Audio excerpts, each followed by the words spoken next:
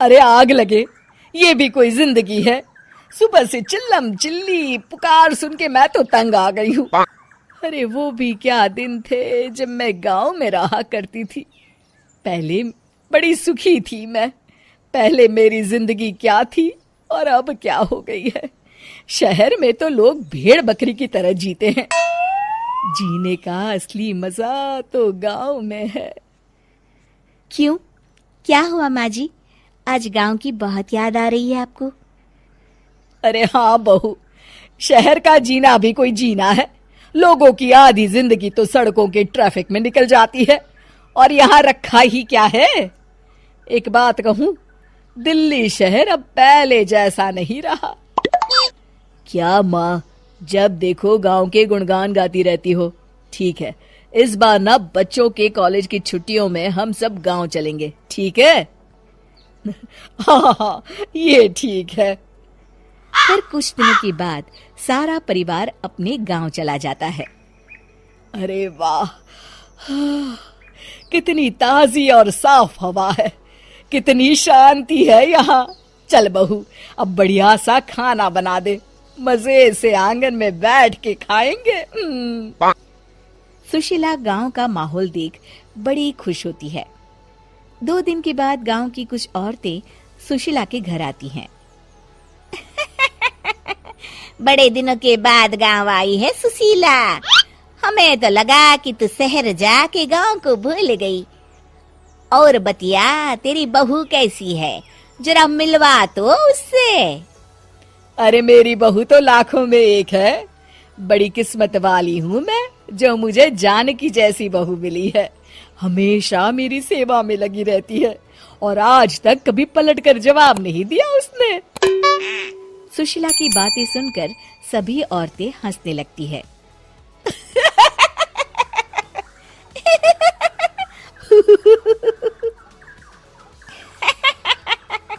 अरे कुछ भी बोले जा रही है।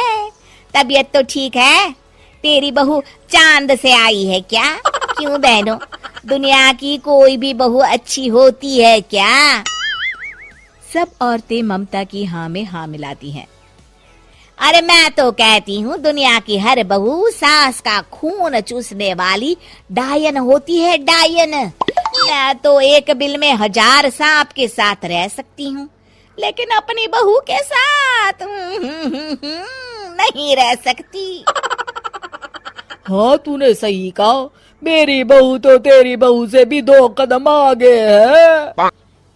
सब औरतों की बातें सुनकर ममता मन ही मन बड़बड़ाती है। अरे ये गांव सुधर गया, लेकिन औरतें नहीं सुधरी। अगर थोड़ी देर और इनकी बेवकूफी भरी बातें सुनूंगी तो मैं सच में पागल हो जाऊंगी। फिर सुशीला उन औरतों को घर से दफा कर देती है और राहत की सांस लेती है। अरे बहू, जरा बाम लाके मेरे सर पर तो लगा दे। उन औरतों की फालतू बातें सुनकर मेरा सर चकरा गया है। इस गांव की औरतों का तो भगवान ही मालिक है। फिर अगले दिन सुशीला की सास उससे कहती है, अरे बहू, तू यहाँ क्या आराम फरमाने आई है? आखिर ये तेरा ससुराल है। चल चल, घर के कामों में हाथ बटा। शहर में कुछ काम धाम तो करती नहीं है। जरा अपने आप को तो देख, कितनी मोटी हो गई है। सारा दिन घर का काम करने के बाद शाम को सुशीला, हाय मेरी कमर, हाय मेरे पैरों ने तो जवाब दे दिया। आज तो मुझसे मक्खी भी न मारी जाएगी। अरे बहू, जरा आकर मेरे हाथ पैर तो दबा दे। जी माँ जी, अभी आती हूँ। तभी सुशीला की सास जानकी को रोकते हुए कहती है, अरे रुक जा बहू, एक दिन काम करके इसको इसकी नानी याद आ गई। हम लोग तो रोज इतना काम करते हैं, कोई जरूरत नहीं इसके हाथ पैर दबाने की। सुबह तक सब ठीक हो जाएगा। सुशीला अपनी सास की बातें सुनकर हैरान रह जाती है। इस तरह धीरे धीरे गांव आने के बाद सुशीला की परेशानी शुरू हो जाती है। फिर एक दिन, अरे आज तो मैं कपिल शर्मा देखूंगी क्योंकि आज संडे है। सुशीला जैसे ही टीवी ऑन करती है तभी बिजली कट जाती है। अरे सत्यानाश, इस बिजली को भी अभी जाना था। इतने दिनों से मैं टीवी सीरियल देख नहीं पाई। हमारा देश इतनी तरक्की कर रहा है, अरे पता नहीं ये गांव कब सुधरेगा। अरे अब तो 2 दिनों के लिए बिजली को भूल जा, ये तो यहाँ रोज की बात है। अब इस अंधेरे में रहने की आदत डाल ले। हाँ। हे भगवान, अब क्या होगा? ऊपर से इन मच्छरों ने जीना हराम कर रखा है। दूसरी तरफ घर के काम कर करके और बिना किसी सुविधा के सुशीला तंग आ जाती है और उसे शहरी जीवन याद आने लगता है। क्यों माँ, मजा आ रहा है ना?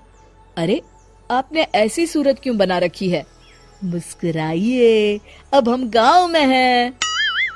मोहन के साथ जानकी भी अपनी सास की खिंचाई करती है।